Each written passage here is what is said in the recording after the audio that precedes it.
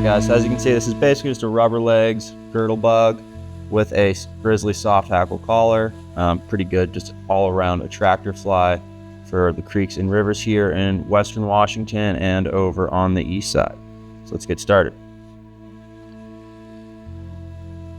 Guys, I'm a 1x long nymph hook here with a 5/32 bead and about 6 wraps of 025 lead free wire. Just gonna start with some 6/0 black uni thread.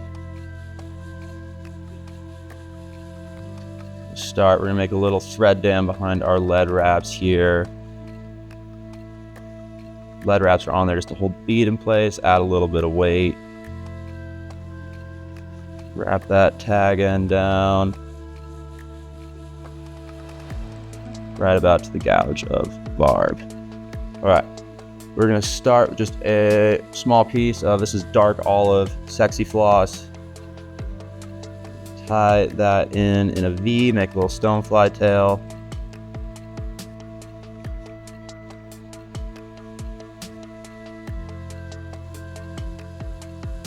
Tend to keep mine pretty short. Stoneflies' tails are pretty stubby. Perfect. All right, I'm gonna work my way back up to our lead here. Grab just a piece of oval gold tinsel. You can use gold wire if you want to. This is just going to add a little bit of durability to our chenille, a little bit of flash, a little bit of segmentation. All right. The trick to a good girdle bug is just setting up all your steps before you wrap your chenille forward. All right, we're going to tie in a little bit of medium brown chenille. This is just a rayon chenille. I like to strip a little bit off the end there. We'll tie it in by the threads. Those are just cotton threads. Tie that in nice and tight. I'm going to advance my thread forward once again, right up to where our thread is meeting our lead wraps there. I'm going to grab 3 pieces of sexy floss that are about an inch, inch and a half long. Pinch them by the middle. Just do 2 wraps right where the lead is meeting the thread there. 2 wraps, and I'm going to figure 8 another few wraps. Tie all 3 of our legs in at once. It's going to make a little bit of a mess. Try and get them pretty perpendicular to the hook shank as best you can, but we're going to go over that with our chenille, which will straighten everything out. I'm going to advance forward to the bead, throw a quick half hitch in just to hold everything in place while I'm monkeying around with our chenille. So I like to wrap the chenille same direction as my thread. Touching wraps, the closer you push those wraps together, the thicker your body will be. So I kind of like to taper it. And once you get up towards your legs here, you're going to want to grab one of your rubber legs and pull it backwards and wrap the chenille through it. Basically, we're going to be using the chenille to separate out our rubber legs as opposed to tying these in separation. It can take a little bit of finessing to work everything through.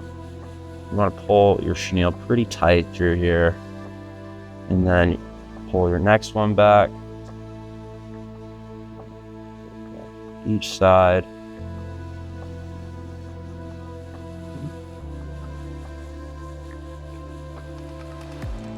Last one, get a wrap of chenille right in front of that leg.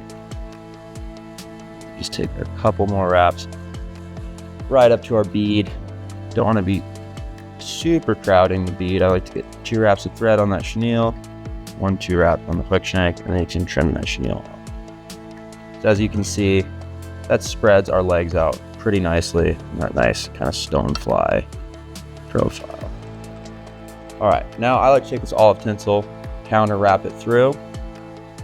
Just nice even space, and I'll kind of work it through the legs. This just adds a little bit of flash, a little bit of segmentation. It's probably not absolutely necessary if you want to leave the step off. I will just work my way through the legs. This will help keep those legs in place too, which can sometimes get a little messed up after a couple trout get their teeth into it. This oval tinsel, it's pretty strong. Just a couple wraps there. All right, now we're just gonna grab a grizzly and saddle feather.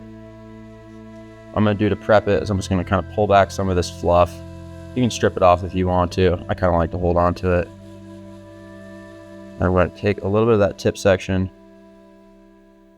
just trim it off so you get a little triangle you can tie in by.